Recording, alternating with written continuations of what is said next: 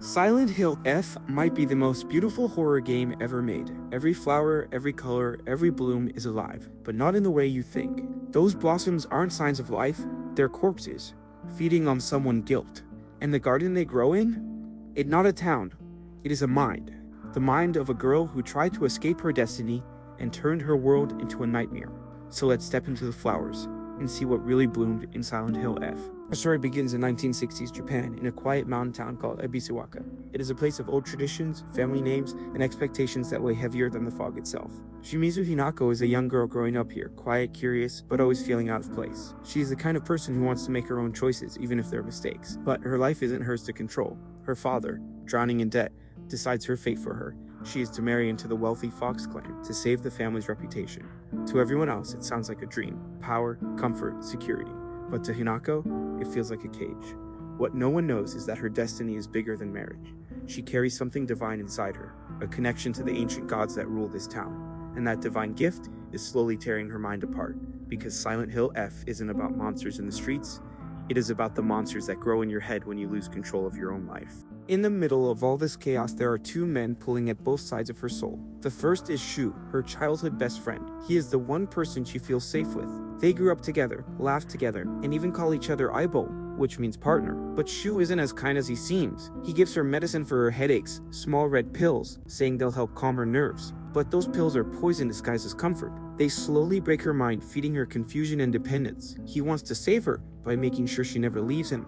The second man is Tsuneki Kotoyuki, the heir to the Fox clan, her arranged fiancé. Charming, elegant, and terrifyingly calm. He wears a fox mask during their rituals, a symbol of the divine gods his family worships. Kotoyuki represents fate, the destiny she has been told she can't escape. He promises her peace, no more choices, no more mistakes, just follow me. And part of her wants to believe him, because deep down, she is exhausted from fighting. Both men claim to love her, but neither really sees her. One poisons her freedom, the other consumes it.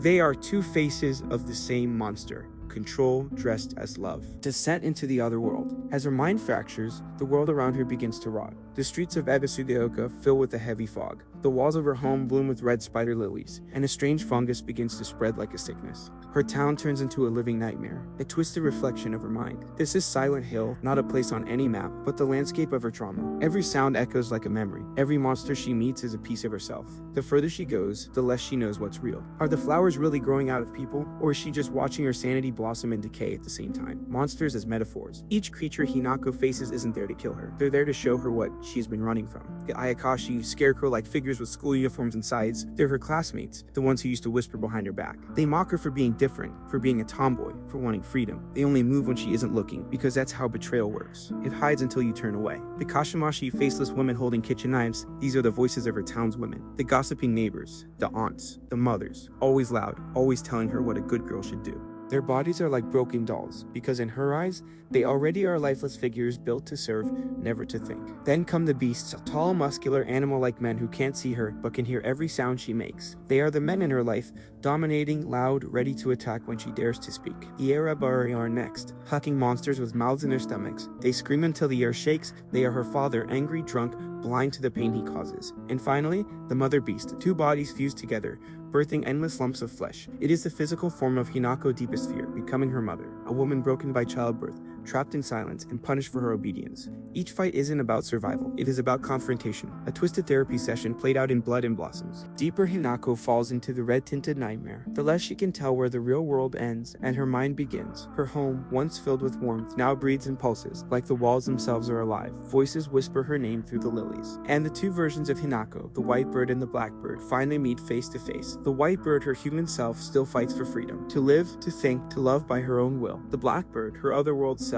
has already accepted her role, the divine bride of the Fox clan, destined to lose herself in obedience and ritual. Their conflict decides the fate of both Hinako and the entire town, the normal ending. If Hinako gives in to despair, the result is tragic. She runs from her fate but falls straight into addiction, the red pills Shu gave her becoming her only escape. As her mind fractures completely, she dons a wedding dress made of fungus and blood and murders her parents in a final psychotic break. This is the fate of the girl who wanted freedom but never found peace. She rejected her destiny but couldn't survive the guilt of being her own master. Her rebellion consumes her, and she becomes the very monster she feared. The bad ending. If Hinako obeys, if she accepts the marriage and the role chosen for her, she gains everything her parents wanted. Stability, acceptance, but her soul becomes a hollow echo. In this ending, she marries Kotoyuki under the red sky, drinks a divine elixir that erases her personality, and becomes a faceless bride, weeping that she doesn't want to end up like her mother. It is peace, but only because her will is dead. The good ending. There a path where Hinako stands her ground. She refuses both the manipulative Shu and the suffocating fox mask. She walks away, her own person at last. But freedom always comes with a price. By rejecting the divine marriage, she also rejects the fox god protection.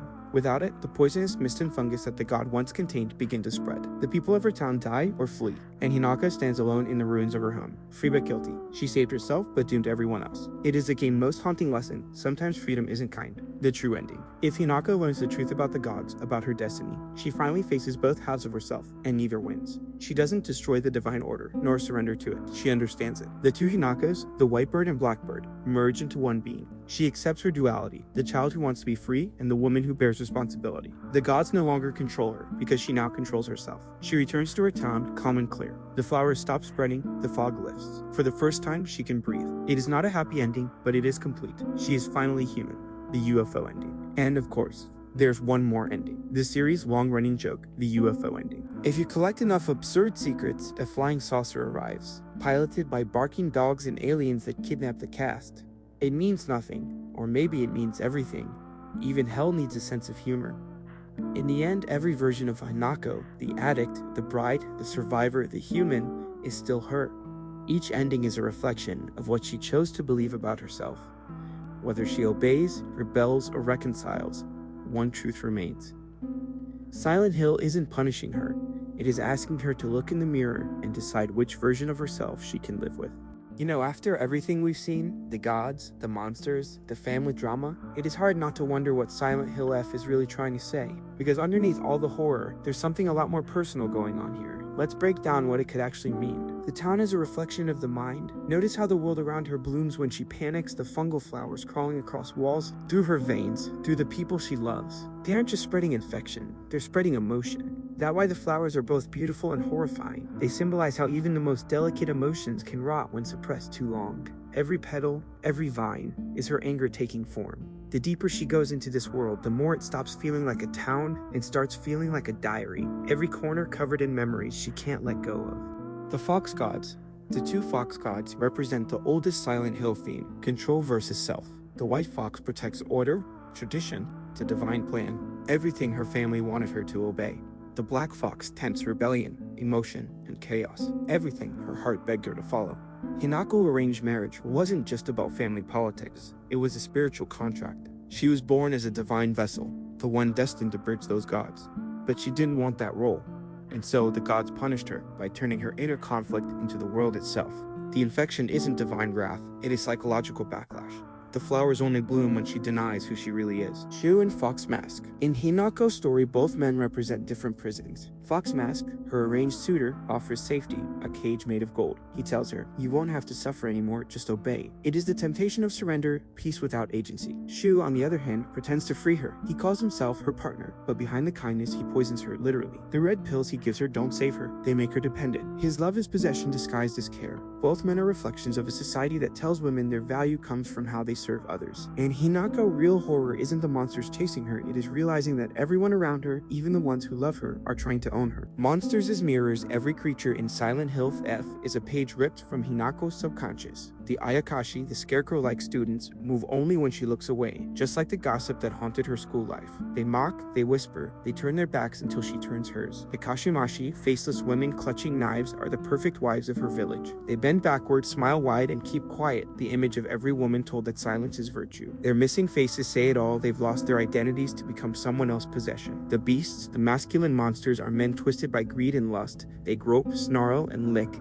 reminders of every time Hinako was told to stay quiet, to endure, to not make a scene. Even their blindness has meaning. They never truly see her, only what they want her to be. And then there's the Arabare, her father. Loud, drunk, blinded by anger, a man who doesn't see his daughter as a person, just an obligation he can trade away. That's why his eyes are sewn shut. He doesn't see the pain he caused. The dual worlds, everything in Silent Hill F comes down to one brutal truth. Becoming an adult means killing your childhood self. That's why the two Hinakos, the human and the divine, fight. The white bird wants innocence and play. The black bird wants to fulfill destiny, to be good. In every ending, one of them dies. But in the true ending, they finally realize something the other Silent Hill protagonists rarely do. They don't have to destroy each other, they can merge. And when they do, the fog clears. Because for the first time, she stops running from who she was and accepts who she is. This is the moment the player realizes. The town wasn't cursed, it was her. Every monster, every flower, every death was just the world reacting to her pain. Now that we know how the story ends, the gods, the family, the voices in our head, Silent Hill F isn't just a horror story. It is a reminder of how terrifying it can be to lose control of your own life. Every monster, every twisted flower, and every scream in the fog, it is all Hinako fighting to be heard in a world that keeps deciding for her. And maybe that's why this game feels so personal, because who hasn't felt trapped between what people expect from you and what you really want? But what do you think? Was Hinako truly free in the end, or did she just find another cage that looked like peace? Let me know your theory down in the comments, and make sure to like and subscribe. The channel is really close to completing 1K. Thanks for supporting. This is Game Lore. See you in the next one.